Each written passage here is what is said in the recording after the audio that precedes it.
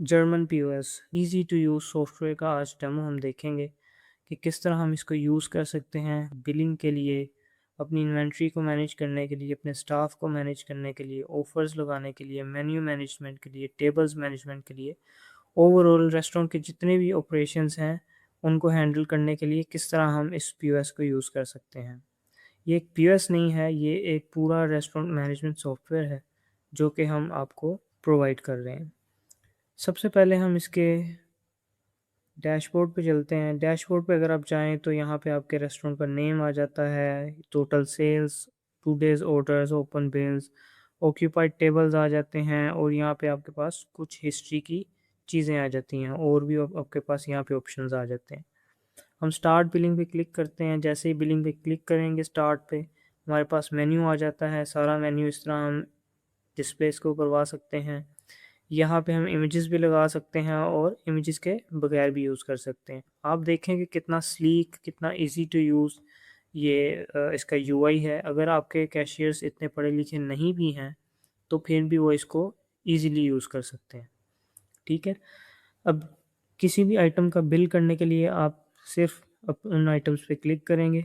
जैसे हम 3-4 आइटम्स को क्लिक कर लेते हैं, यहाँ से हम उनकी क्वांटिटी बढ़ा सकते हैं और यहाँ से कम कर सकते हैं। कम करेंगे तो कम भी हो जाएगी, ज़्यादा करेंगे तो ज़्यादा हो जाएगी। उसके अलावा हमारे पास डाइन इन, पिकअप, डिलीवरी के ऑप्शंस भी अवेलेबल हैं। एक से ज़्यादा ऑर्डर्स आप एक ही साथ लगाना चाहते हैं तो आप प्लस प्लस करते जाएंगे और आप जितने चाहें उतने बिल्स एक ही साथ खोल सकते हैं। हमारे पास यहाँ पे कैश, कार्ड, इजी पैसा, जैज़ कैश, बैंक ट्रांसफ़र, हर किस्म के पेमेंट मेथड्स की ऑप्शन अवेलेबल हैं। उसके अलावा यहाँ पे ऑर्डर नोट्स आ जाते हैं। अगर आपने वेटर रखे हुए हैं तो उनको आप असाइन भी कर सकते हैं। उसके अलावा आप कैश इन और कैश आउट की फैसिलिटी है हमारे पास।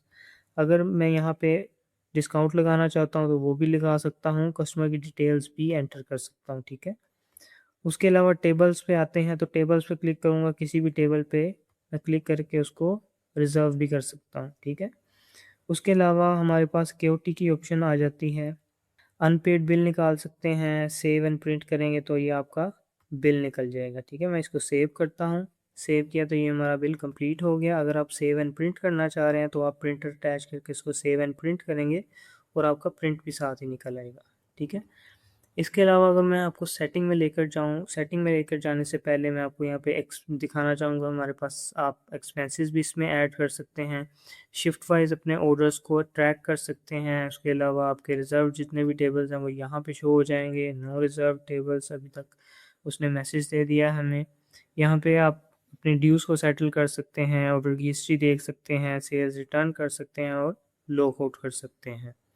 सेटिंग में चलते हैं और आपको ऑप्शन का ओवरव्यू दे देता हूँ मैं फ़िलहाल के लिए। यहाँ पे सेटिंग्स हैं, आप अपने रेस्टोरेंट का नेम एडिट करके करेंसी एडिट कर सकते हैं।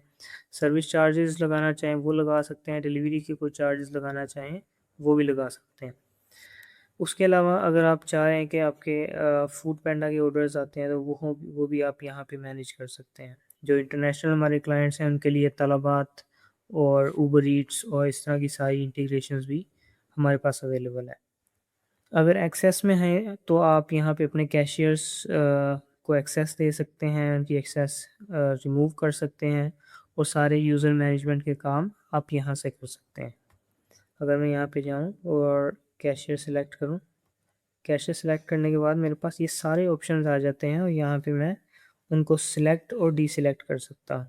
अभी कैशियर एक डिस्काउंट दे सकता है, शिफ्ट को स्टार्ट और एंड कर सकता है और edit printed bills, add options, ये अगर ये जितनी सारी चीज़ें यहाँ पर लिस्टेड हैं उनको मैं चेक करूँगा तो वो चीज़ कर सकेगा।